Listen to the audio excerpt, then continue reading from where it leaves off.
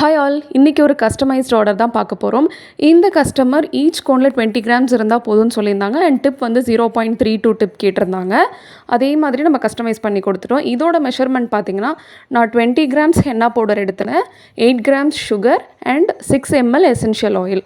So first henna பவுடரையும் சுகரையும் போட்டுட்டு ரெண்டுத்தையும் மிக்ஸ் பண்ணிவிட்டு அதுக்கப்புறமா கொஞ்சம் கொஞ்சமாக வாட்டர் ஆட் பண்ணி நம்ம வந்து மிக்ஸ் பண்ணணும். எக்ஸாக்ட்லி சப்பாத்தி எப்படி பிசைவோமோ, சப்பாத்தி மாவு ப்ரிப்பேர் பண்ணுறதுக்கு எப்படி கொஞ்சம் கொஞ்சமாக தண்ணி ஊற்றி ப்ரிப்பேர் பண்ணுவோமோ அதே மாதிரி தான் இதையும் வந்துட்டு கொஞ்சம் கொஞ்சமாக தண்ணி ஊற்றி பேஸ்ட்டை வந்து மிக்ஸ் பண்ணணும். அதுக்கப்புறம் லாஸ்ட்டாக எசென்ஷியல் ஆயில் ஊற்றிட்டு அதையும் நல்லா மிக்ஸ் பண்ணிவிட்டு அதுக்கப்புறம் ஹேர் டைட் கண்டெய்னரில் போட்டு வச்சிடணும்.